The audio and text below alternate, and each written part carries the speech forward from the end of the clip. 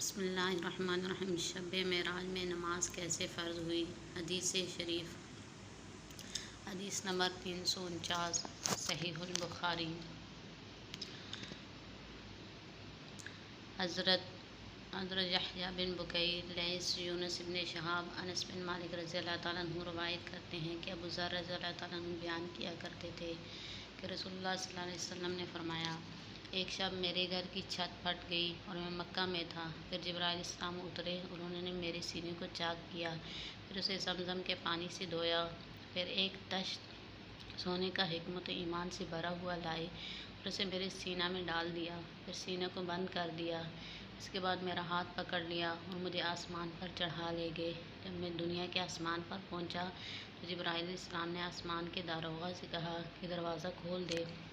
اس نے کہا کون ہے؟ وہ بولے جبرائیل علیہ السلام ہیں۔ پھر اس نے کہا کیا تمہارے ساتھ کوئی اور بھی ہے؟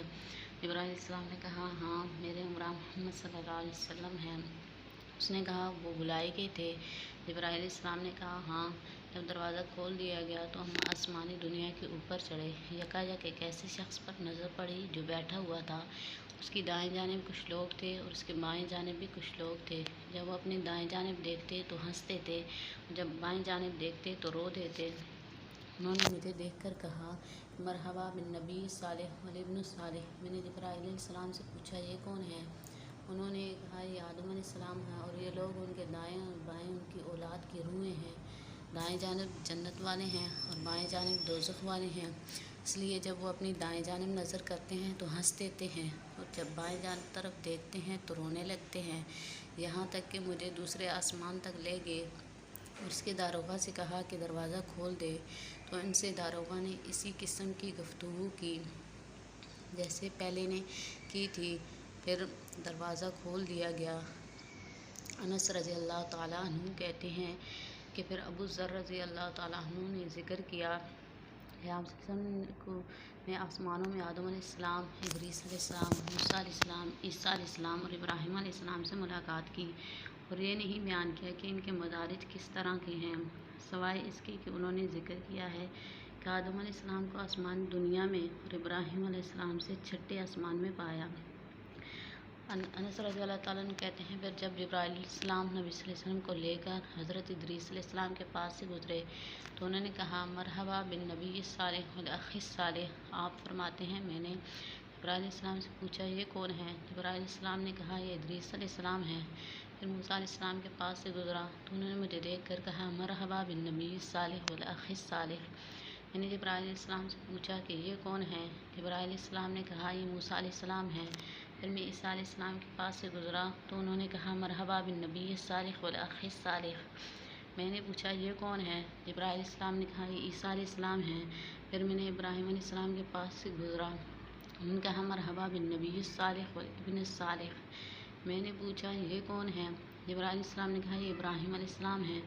ابن شہاب کہتے ہیں کہ مجھے ابن حزم نے خبر دی کہ ابن عباس اور ابو حبہ انصاری کہتے ہیں نبی کریم صلی اللہ علیہ وسلم نے فرمایا پھر مجھے چڑھا لے گئے یہاں تک کہ میں ایک ایسے بلند مقام میں پہنچا جہاں فرشتوں کی قدموں کی کشش کی آواز میں نے سنی۔ ابن حزم اور انس بن مالک رضی اللہ تعالیٰ عنہ کہتے ہیں کہ نبی کریم صلی اللہ علیہ وسلم نے فرمایا پھر اللہ تعالیٰ نے میری امت پر 50 نمازیں فرض کی۔ جب میں یہ فریضہ لے کر لوٹا تو موسیٰ علیہ السلام پر گزرا۔ موسیٰ علیہ السلام نے کہا کہ اللہ نے آپ کے لیے آپ کی امت پر کیا فرض کیا ہے؟ میں نے کہا 50 نمازیں فرض کی ہیں۔